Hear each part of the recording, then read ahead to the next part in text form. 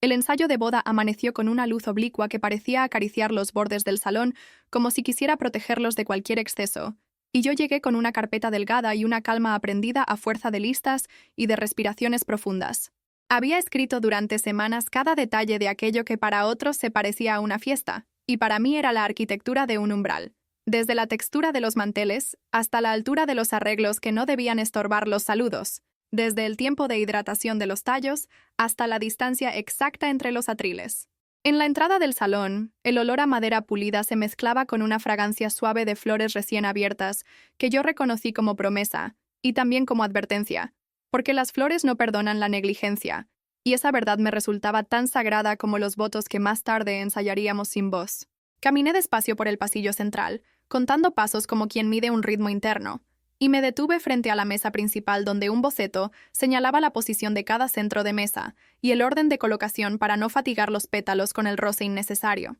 Habíamos acordado con el equipo floral una gama de blancos y marfiles con acentos mínimos de verde grisáceo, una composición que dijera serenidad sin exigir atención, una respiración visual que permitiera que la gente se encontrara sin obstáculos. En esa conversación silenciosa con el espacio, yo siempre encuentro mi lugar, porque mi manera de amar se parece a un orden cuidadoso que sostiene sin gritar.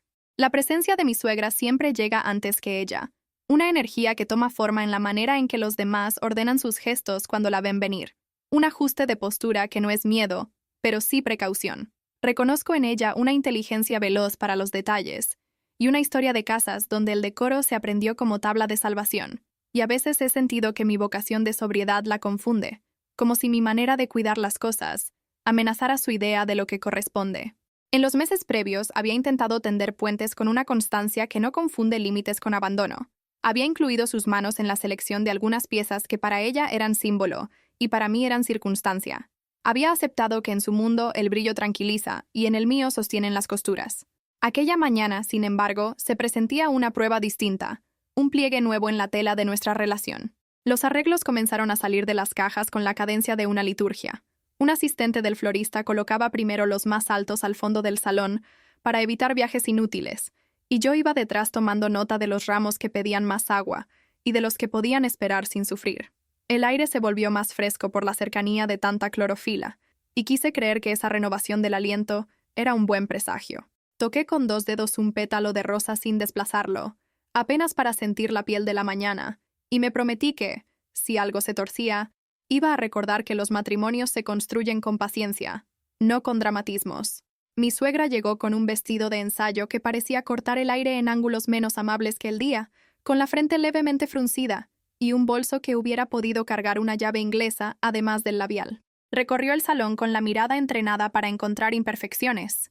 Midió con los ojos una distancia que no le cuadró, y ajustó mentalmente un mantel que no necesitaba ajuste. Cuando se acercó a la mesa donde reposaban 4 cajas que guardaban las flores de la ceremonia, percibí una tensión que en mí despertó una alerta antigua, esa que aprendí de niña cuando la atmósfera de la casa cambiaba sin explicación. No vi nada fuera de lugar, pero la fibra invisible del momento vibró con anticipación de tormenta. Mis manos guardaban una lista de verificación, con tiempos de hidratación y cambios de agua, que habíamos definido con el florista en una reunión donde todo se escribió con verbos sin adornos. Cada tallo tenía su destino, cada espuma floral su proporción, cada cinta su función discreta. Cuando los asistentes abrieron la caja de las rosas principales, un hilo de tristeza cruzó la mesa como un rayo mudo. Algunas cabezas habían cedido sin aviso, una flacidez leve que solo un ojo obsesivo habría notado a distancia, pero que a 1 metro gritaba que la cadena se había roto en un punto. Revisé el sello de la caja, el registro de frío, el papel humedecido, y descubrí pequeñas señales que no correspondían al plan, como si alguien hubiera querido ayudar con buena intención y mala gramática. La sensación de desvío se volvió un peso cuando mi suegra inclinó la cabeza sobre el primer arreglo y su elocuencia corporal ocupó el espacio con la seguridad de quien cree que un gesto arregla el mundo. Sentí como la sala, que hasta entonces respiraba con la calma de los preparativos, empezó a sincronizarse con una tensión extraviada. El equipo de montaje se replegó a una distancia prudente. Los asistentes del florista intercambiaron miradas de oficio, y yo tomé aire con la disciplina de quien se niega a confundir pertenencia con control. No sabía todavía qué había fallado, pero supe con certeza que me tocaba sostener el marco para que la boda no se convirtiera en un ejercicio de poder. Los minutos siguientes dibujaron un mapa de responsabilidades anticipadas. Yo recorrí con el ojo exacto cada cubo de agua, cada base de vidrio, cada vara de eucalipto, buscando la lógica del deterioro. Encontré en un rincón 2 aerosoles que no estaban en la lista, uno con etiqueta de brillo instantáneo y otro con fragancia floral intensa, herramientas de atajo que jamás autorizo porque engañan al ojo y maltratan la vida breve de las flores. La pintura transparente en una esquina confirmaba que alguien había intentado esa teatralidad que luce durante media hora y luego se lleva en silencio la frescura. El salón no mentía, el brillo no era nuestro, la decisión había nacido en otra mano. Recordé entonces el camino hasta esa mañana, las llamadas con el florista para hablar de cadenas de frío y rutas, el ensayo de alturas que hicimos con flores falsas para no fatigar las verdaderas, el presupuesto que habíamos estirado hacia menos volumen para más calidad, mi propio empeño por no convertir la ceremonia en una exhibición, sino en una respiración compartida. También recordé los pequeños roces con mi suegra sobre el significado de la abundancia y la elegancia, su nostalgia por las bodas donde las flores imponían distancia, mi insistencia en un paisaje que permitiera tocar y oler sin barreras. Ninguna de esas conversaciones justificaba la sospecha, pero todas contextualizaban la tentación de corregir el plan por cuenta propia. El ensayo de la ceremonia debía empezar en 1 hora, y yo sentí cómo esa medida de tiempo se volvía un líquido que podía derramarse si no cuidaba la inclinación del vaso. Avancé hacia la mesa técnica, revisé la lista de repuestos del florista, calculé cuántas piezas podíamos rescatar con hidratación forzada y cuántas debíamos sustituir con plantas en maceta que habíamos reservado para el perímetro. Mi mente, que en urgencias se refugia en la matemática, dibujó un esquema de salvamento que no necesitaba permiso para ejecutarse. La boda real era al día siguiente. El ensayo pedía dignidad más que perfección. Mientras las manos trabajaban, el recuerdo de mi historia con las flores me sostuvo. Desde niña busqué en los patios esa paz que no exige aplausos. Ese lenguaje sin voz con el que los pétalos dicen que el tiempo tiene su gramática. Aprendí en viveros humildes a regar sin ahogar, a podar sin resentir, a sostener cabezas cansadas con tutores discretos. Quizá por eso me duele más que el brillo atropelle la botánica. Aquella mañana no estaba en juego mi gusto. Estaba en juego un código de cuidado. El salón recuperó poco a poco su respiración. En un extremo, los arreglos para el pasillo se rearmaron con ramas flexibles que resistían mejor los caprichos de la luz y la temperatura. En otro, las rosas que pedían tregua descansaban en cubos fríos con aspirina y una plegaria laica. La mesa principal encontró en la humildad de las velas una belleza más honesta. Mi suegra orbitaba la escena con un desasosiego que no nombraba, y yo, que conozco el poder de los silencios que cobran cuentas, decidí no cargar de dramaturgia aquello que podía resolverse con técnica. El reloj siguió acercándose a la hora del ensayo, y el florista aún no llegaba con la segunda partida prometida para el ajuste final. Yo confiaba en su oficio y en la claridad de los acuerdos. Sabía que, al verlo entrar, la verdad de los aerosoles y del brillo no pactado iba a encontrar su nombre y su autoría. No deseaba un juicio, ansiaba un diagnóstico. Quería asegurar que para el día siguiente las flores regresaran a su respiración natural y nadie más intentara vestirlas con un perfume ajeno. Cuando mis manos terminaron de mover el último centro de mesa hacia un lugar menos expuesto, la luz oblicua de la mañana se volvió más alta. Sentí que el salón me agradecía haber elegido la sobriedad frente a la ansiedad. Me prometí que, si aquel ensayo derivaba en reproches, iba a recordar que el amor que se celebra necesita adultos que sostengan el contexto, no niños que demanden un escenario. Respiré hondo, conté hasta 4, solté el aire y me preparé para el capítulo siguiente de la mañana. La llegada del florista y el acomodo final de la verdad. El florista entró con la calma útil de quien respira por oficio, empujando un carro de acero donde descansaban cubos con flores que parecían venir de una noche bien dormida, y el salón le abrió paso con ese respeto silencioso que inspiran las personas que manejan sustancias frágiles sin hacer daño. Su equipo dejó la segunda partida en la zona de preparación, y él recorrió con mirada técnica el mapa que yo ya había corregido a mano, deteniéndose en detalles que solo un entendido duda y resuelve. Se inclinó sobre la mesa de los aerosoles abandonados, y su ceja se arqueó con una pregunta que no necesitaba palabras. Yo asentí en silencio con un gesto mínimo que llevaba dentro la historia completa de esa mañana. La gente cercana al área de montaje percibió el cambio de densidad en el aire, ese giro sutil que sucede cuando la realidad y la sospecha se encuentran por fin en un punto verificable. Mi suegra se aproximó con ese aplomo que ha pulido en años de ser anfitriona de espacios, donde la perfección se asumía como virtud moral, y yo sostuve la distancia prudente que evita que los cuerpos choquen cuando las narrativas internas se sienten amenazadas. El florista llevó una mano a la caja de las rosas rendidas, examinó el brillo falso que las cubría, tocó la espuma floral con 2 dedos entrenados y encontró esa delgada película que revela un añadido indebido. Su mano, sin abandonar la delicadeza, señaló el origen del daño como quien señala una fuga en una cañería, sin dramatismo y sin dudas. La señal no fue violenta, fue quirúrgica. Era un dedo que no buscaba culpables para alimentar egos, sino un indicador que ubicaba un punto en el diagrama de causa y efecto. Yo sentí, en ese instante, que la sala entendía una gramática más grande que la de nuestras familias, una gramática donde las cosas importan por lo que son y no por lo que representan. El equipo de montaje respiró con alivio porque el misterio se había resuelto con el idioma que más respeto, el de los hechos. Nadie necesitó una escena, solo hacía falta corregir el rumbo. A partir de ese momento, la mañana cambió de forma. El florista activó un protocolo de salvamento que parecía escrito en la piel de sus manos. Separó las piezas recuperables de las que pedían reemplazo, ordenó hidrataciones sucesivas con soluciones que yo conocía por las reuniones de planificación y reasignó arreglos para que los más sanos ocupasen los lugares de mayor exposición. Yo acompañé con mi lista, tachando y volviendo a escribir con lápiz, moviendo sillas, redistribuyendo velas, retirando del circuito todo lo que pudiera contaminar el aire de una fragancia extraña. La sobriedad volvió a ganarle terreno a la ansiedad, y ese triunfo cotidiano me devolvió la serenidad en el centro del pecho. Mientras el equipo ejecutaba, mi cabeza recorría un hilo más íntimo. Pensé en la cadena de acontecimientos que había traído a mi suegra hasta ese gesto de corregir por su cuenta, en la cultura que a veces confunde el amor con el control, en la manera en que la belleza puede volverse un arma cuando se usa para imponer narrativas. Recordé también mis propias inclinaciones al control, pero de otra especie, una que teme el caos del descuido, y por eso se amarra al método.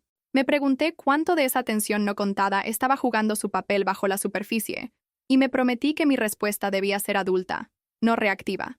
Las bodas no son exámenes de quién tiene la razón, son ejercicios de tejido fino entre historias que no eligieron nacer juntas.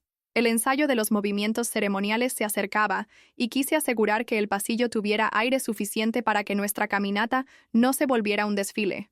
Ajusté 2 arreglos laterales, bajé la altura de una base que parecía competir con la vista de los invitados. Pedí que las velas del borde no se encendieran durante el ensayo para evitar tareas innecesarias, y me permití imaginar por un momento el día siguiente con las flores respirando en su rutina discreta. El florista me confirmó con un gesto que el plan de sustitución estaba en marcha y que, para la boda, la cadena de frío sería reforzada con un transporte extra que él costeó por orgullo profesional más que por obligación. La ética de los oficios es uno de los paisajes que más me conmueve. En un rincón del salón, mi suegra permanecía de pie como si buscara una posición desde la cual rescatar su propia versión de los hechos. No me correspondía a mí administrar su vergüenza ni su desconcierto, pero sí me correspondía sostener un orden emocional que protegiera a mi pareja de convertirse en árbitro entre 2 fuerzas que, en el fondo, solo querían que el día saliera bien. Elegí acercarme con la neutralidad de un meteorólogo que describe el clima, y no la moral de la nube. Elegí organizar por dentro una frase sin voz que dijera sin exasperación que los procesos existen por una razón y que los atajos castigan la promesa. Elegí, sobre todo, no alimentar la tentación del teatro. El ensayo comenzó por fin y la gente se ubicó en los lugares marcados con una mezcla de solemnidad y risa nerviosa que a mí me pareció la mejor síntesis de lo que somos. Caminé el pasillo con la conciencia de que los ojos me miraban, pero también con la certeza de que el verdadero examen lo estaba rindiendo la estructura que había diseñado alrededor de la pareja, proveedores que trabajan con dignidad, familias que aprenden a ceder, amigos que acompañan sin pedir protagonismo. Las flores, liberadas del brillo impostado, acompañaban con su dieta de luz y agua, y el salón volvió a ser lo que debió ser desde el principio, un respiradero. Al finalizar la secuencia prevista, el florista y su equipo regresaron a trabajar sobre las áreas que todavía pedían ajuste. Yo salí unos minutos a la terraza para dejar que el aire fresco se llevara cualquier residuo de orgullo herido. Pensé en el día siguiente, en la posibilidad de un acto de reparación que no necesitara humillar para ordenar, en la oportunidad de escribir una pequeña nota de agradecimiento para el equipo floral que había salvado la mañana sin aspavientos, en la necesidad de hablar con mi pareja con la transparencia que nos sostiene. El ensayo no había sido perfecto, y sin embargo había logrado su propósito esencial: mostrarnos dónde aprieta el zapato para que el paso de mañana sea firme. Volví a entrar con un ánimo más quieto y confirmé que el plan de rehidratación avanzaba. El florista había traído en la segunda partida variedades con tallos más robustos para soportar mejor las temperaturas del salón y había dejado instrucciones escritas para el personal del lugar sobre ventilación y luz a partir de la tarde. Ese gesto sencillo me recordó que la excelencia se practica más en la logística que en los discursos, más en las minutas que en las fotos. Quise anotar esa idea para el futuro, porque la vida conyugal pedirá la misma clase de disciplina. Cuando por fin dimos por cerrado el ensayo, el salón había recuperado su proporción, las flores su aliento, y mi cuerpo su centro. La mañana me había mostrado una vez más que la paz se fabrica con decisiones pequeñas, con renuncias al espectáculo, con la humilde contabilidad de lo que funciona. Agradecí en silencio a quienes habían trabajado desde temprano para que el día siguiente no se viera comprometido, y me prometí tratar a mi suegra como se trata a una flor que el viento dobló sin quebrar, con respeto por su estructura y con límites que no lastiman, con claridad y con paciencia, con la expectativa moderada de que tal vez el tiempo escriba una gramática más amable entre nosotras. La tarde después del ensayo, la dediqué a una tarea que me calma: escribir con claridad para ordenar la mente. Abrí en la mesa de la cocina un cuaderno que reservo para emergencias domésticas y profesionales, ese donde la letra se hace más firme cuando el corazón tiembla, y tracé columnas con títulos que parecían trivialidades y eran piezas cruciales. En una se leía cadena de frío, en otra ventilación, en otra responsabilidad compartida, en otra límites amables. Anoté el inventario de flores que aún necesitaban revisión, los tiempos de reposo sugeridos, los nombres de las personas clave a quienes debía agradecer, los ajustes logísticos pactados para el día siguiente. Ese ritual de escritura me recuerda que casi todo tiene arreglo cuando los verbos correctos conducen el movimiento. En paralelo, llamé al equipo del salón para confirmar instrucciones, sin dejar espacio a interpretaciones creativas. La fuerza de trabajo que sostiene estos lugares suele agradecer que alguien los trate como profesionales, y no como figurantes, así que hablé de horarios de apertura de puertas para proveedores, de puntos de acceso para evitar atropellos, de la ubicación exacta de los ventiladores para no herir a las flores, de la necesidad de dejar despejadas las salidas de emergencia. El profesional del lugar respondió con eficacia y me hizo saber que el personal nocturno ya había sido informado. Me gustó pensar que la noche nos encontraría a todos menos propensos al accidente. El florista me envió por escrito un reporte breve con lo sucedido y con el plan de contingencia para la boda. Registró, en una prosa sobria, que encontró productos ajenos a la propuesta original, describió cómo afectaron a los tallos y a los pétalos, detalló el protocolo de recuperación ejecutado durante el ensayo y enumeró las medidas para impedir un nuevo intento de intervención sin criterios. El lenguaje era técnico, y sin embargo se leía como un relato ético. Archivarlo me produjo la satisfacción que da una factura bien emitida o una receta culinaria que sale igual de una cocina a otra, esa calidez fría de las cosas exactas. Me tomé un tiempo para pensar en mi suegra, no como antagonista de una anécdota, sino como persona con historia. Imaginé la presión que pudo sentir al ver un salón que, a su juicio, pedía más brillo, la vieja asociación entre abundancia y protección, la pedagogía dura de los lugares donde una mujer merecía respeto, si todo lucía impecable a pesar de ella.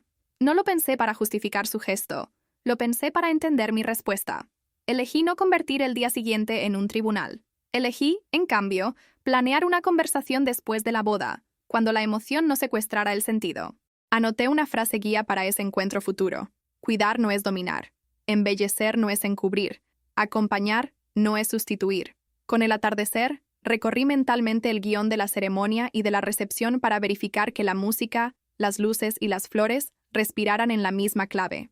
Revisé que los músicos tuvieran espacio suficiente sin invadir los arreglos laterales, que el equipo de sonido ubicara sus estructuras sin condenar a las plantas al calor de los amplificadores, que las luces no castigaran los pétalos con una temperatura mal calibrada. Confirmé con la coordinadora que el personal sabía identificar a las personas que podían tomar decisiones y que nadie tendría que apelar a improvisaciones heroicas. Una boda bien hecha no necesita héroes, necesita equipos. La noche anterior a la boda dormí poco y, sin embargo, desperté con un pulso sereno. Preparé un desayuno sin demasiadas palabras, escogí una fragancia más calmada que las flores y me vestí con ropa de trabajo suave, esa que permite agacharse sin ceremonias y abrazar sin estorbar.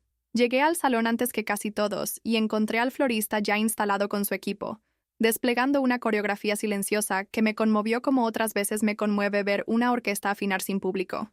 La cadena de frío había funcionado, las cajas respiraban un aire vivo, Los tallos sonaban como deben sonar cuando tocan cristal, y el salón, que recuerda, nos dio la bienvenida con una luz que prometía una jornada justa.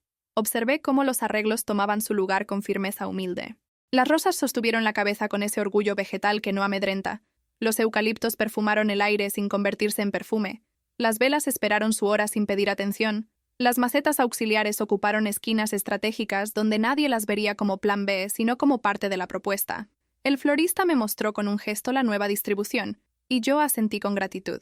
Sentí que mi trabajo era dejar trabajar, y que ese dejar trabajar era un acto de confianza que también forma parte de casarse. A media mañana mi suegra apareció con una expresión distinta, menos dura y más cansada, como si el ensayo le hubiera cobrado un precio silencioso. Saludó a distancia con un movimiento breve, y se detuvo a observar los arreglos sin moverse. La vi medir la nueva respiración del salón, y por primera vez, percibí en su postura una entrega mínima. Tal vez el orden había logrado lo que los reproches no consiguen. Decidí no acercarme con explicaciones. Dejé que la arquitectura hablara por mí, porque es la voz que mejor me representa. Poco antes del mediodía me tomé un tiempo para escribir 3 notas. La primera, para el florista y su equipo, con un agradecimiento específico a la ética de su oficio y a la belleza quieta que construyeron. La segunda, para el personal del salón, con el reconocimiento a su profesionalismo discreto. La tercera, para mi pareja, con la promesa de que todo el ruido quedaría fuera de la ceremonia porque nuestro compromiso merecía un día sin interferencias de viejos hábitos. Guardé las notas en sobres pequeños y sentí que con ese gesto cerraba la puerta al ensayo y abría otra hacia lo que de verdad importaba. Antes de irme a preparar para la ceremonia, recorrí una vez más el salón y toqué apenas una hoja, como quien bendice sin pronunciar palabra. Las flores estaban en paz, y yo también. El ensayo había sido una prueba de carácter, y el día que se abría frente a mí pedía menos performance y más presencia. En la memoria de mi cuerpo quedó grabada la secuencia que deseo repetir en otras dificultades. Identificar con precisión, corregir sin humillar, proteger lo esencial, hablar cuando haga falta y callar cuando el espacio ya está diciendo lo correcto. La ceremonia empezó con la puntualidad que anhelan los oficios silenciosos. El aire del mediodía arrastró un eco de hojas y la luz interior se ajustó a una temperatura de miel que respetaba las flores y el tono de piel de los invitados, y yo sentí que el mundo se alineaba con una humildad que el ensayo no había permitido. Caminé el pasillo con un paso que no buscaba ser visto sino compartido, pasando junto a los arreglos que ahora parecían respirar conmigo, como si el salón hubiera aprendido nuestra cadencia. La emoción que tantas veces había ensayado sin palabras encontró su cauce sin tropezar en ninguna esquina, y supe que la belleza del día se había construido también en la renuncia a la estridencia. El florista y su equipo permanecieron invisibles como debe suceder en las ceremonias bien diseñadas, atentos a corregir con el mínimo movimiento los pequeños caprichos de las flores, vigilando el aliento de las velas, cuidando que ninguna corriente de aire malintencionada derrumbara una hoja. El personal del salón sostuvo puertas y silencios, cargó agua sin ruido, retiró discretamente aquello que podía convertirse en obstáculo, y yo agradecí esa coreografía en la médula porque me recordaba que la elegancia de un evento es la suma de las cosas que no fallan. En algún lugar, probablemente lejos de donde yo podía verlo, mi suegra ocupó su sitio con la dignidad que reclama el parentesco, y a mí me alcanzó con intuir que no había convertido su orgullo en una campaña paralela. La recepción comenzó con una música que acompañaba y no invadía. Las mesas se poblaron de conversaciones que no necesitaron elevarse por encima de la decoración, y las flores se mantuvieron firmes y frescas gracias a una logística que funcionó como un reloj. Me permití, por primera vez en 2 días, sentarme a observar sin administrar, y en esa quietud sentí que la boda se había desplazado del terreno de la demostración al de la pertenencia. Los arreglos moderados y correctos eran parte del paisaje de un día que no quería anotarse récords. Con el paso de las horas, mi pareja y yo nos encontramos en los intersticios de la celebración, esos lugares donde la ceremonia se vuelve conversación y la recepción se vuelve mirada cómplice. Hablamos poco porque no hacía falta, y en ese silencio se ordenaron de manera natural los acontecimientos de la víspera. Decidimos, sin necesidad de declararlo a coro, que habría una conversación con mi suegra cuando la casa recuperara su latido cotidiano, una conversación que no buscaría ajustar cuentas, sino diseñar reglas de cuidado para una familia en construcción. Un matrimonio es, sobre todo, un acuerdo de gramáticas, y ese acuerdo necesita palabras escritas en aire tranquilo. A media tarde, la luz inclinada hizo brillar los vasos sin humillar los pétalos, y los arreglos se mantuvieron hermosos sin pedir atención. En una mesa cercana, una persona observó con atención profesional la estructura de uno de los centros y asentí para mis adentros, porque pensé que quizá era alguien que amaba el mismo lenguaje que yo. En el borde del salón, las macetas auxiliares habían encontrado su vocación decorativa, sin que nadie reparara en su origen estratégico. Me alegré de que la gente se llevara como recuerdo una sensación y no un inventario, una paz y no una lista. En algún momento del atardecer, mi suegra se acercó a una de las mesas con una flor en la mano. La acomodó con una exquisitez que pocas veces le había visto sin tensión, y se quedó unos segundos contemplando el conjunto. No necesitaba estar cerca para comprender que algo dentro de ella había encontrado un lugar menos ansioso. Tal vez la recepción de un día bien hecho le estaba enseñando una lección más amable que las reclamaciones. La imagen se me quedó en la retina como un recordatorio de que los vínculos se negocian también con liturgias pequeñas. Al caer la noche, el equipo floral comenzó su trabajo final con la delicadeza de quien despide a una amiga después de una jornada larga. Retiraron los arreglos que debían regresar al taller. Prepararon paquetes de pequeñas flores para invitados que quisieran llevarse un pedazo de la atmósfera y dejaron indicaciones de ventilación para que la sala amaneciera sin ese olor a fiesta detenida que a veces enferma las paredes. Yo hablé con el florista unos minutos, no para revivir la mañana anterior, sino para agradecer el tipo de resguardo que solo los buenos oficios ofrecen. Anoté mentalmente el nombre de 2 de sus asistentes para enviar un mensaje personal de gratitud. La despedida de la recepción se organizó sin congestiones, las salidas estuvieron libres de embudos, y el personal del lugar mantuvo su gentileza profesional hasta el último momento. Me llevé conmigo, al subir al auto que nos devolvería al hotel, una sensación de continuidad, como si el ensayo y la boda formaran parte de un mismo aprendizaje. El día había corrido sin crueldades y sin exhibiciones, y eso para mí era la verdadera definición de un buen comienzo. Esa noche, ya sin flores a la vista, comprendí con más nitidez que el episodio con mi suegra no pedía una derrota ni una victoria. Pedía una conversación larga sobre estilos de cuidado. Su gesto había dañado flores, sí, pero sobre todo había expuesto una diferencia de lenguajes. La responsabilidad que me correspondía era construir un puente sin permitir que se confundieran los términos. En ese pensamiento me dormí, con el aroma tenue de una boda que había preferido la serenidad al impacto. Los días siguientes a la boda se desplegaron como una resaca amable que deja ver la estructura después de la música. En casa, la mesa se llenó de sobres con notas de amor, de pequeños arreglos de flores rescatadas, de listas por tachar que ya podían descansar. Antes de que cualquier otra cosa tomara el protagonismo, decidí convocar esa conversación con mi suegra que había prometido en silencio. No elegí un café público ni la formalidad de una sala. Elegí la mesa de la casa con luz de mañana y una jarra de agua. Elegí un momento donde la agenda no apretara y el tono pudiera ser bajo.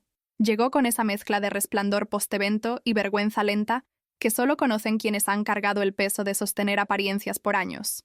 Hablamos sin teatralizar lo evidente. Conté mi amor por los procesos que protegen a las personas y a las cosas. Expliqué con ejemplos concretos cómo la intervención de los aerosoles había lastimado no solo pétalos, sino también pactos. Nombré mi deseo de construir una familia donde cuidar no se confunda con controlar. Y escuché su historia con un respeto verdadero. Me narró, sin exigir perdón, la educación recibida en casas donde las flores eran signo de jerarquía y garantía de reputación. Me contó la presión de representar una línea de mujeres que nunca podían fallar. Me confesó el miedo a que un salón sobrio fuera leído como carencia y no como elección. En esa cartografía del pasado entendí mejor su impulso, y ordenar la conversación alrededor de esa comprensión hizo posible un acuerdo. Escribimos juntas, casi como una minuta de trabajo, 3 principios para la convivencia futura. El primero decía que la estética de las celebraciones en nuestra casa se decidiría por consenso informado, y se ejecutaría sin intervenciones no acordadas. El segundo establecía que los proveedores elegidos por el equipo de la pareja trabajarían protegidos por nuestra confianza y no serían medidos por criterios paralelos sin consulta. El tercero declaraba que, ante la tentación del brillo, recordaríamos que preferimos la serenidad de lo vivo a la catástrofe de lo impecable. No firmamos papeles, pero la manera en que nos miramos al terminar fue una especie de contrato. En los meses siguientes, las flores volvieron a aparecer en nuestra vida sin cargar la historia del ensayo como una sombra. Aprendí a invitar a mi suegra a arreglar juntas un ramo para la mesa del domingo, no como examen, sino como juego, y descubrí en sus manos una delicadeza que la prisa de su biografía a veces había disfrazado.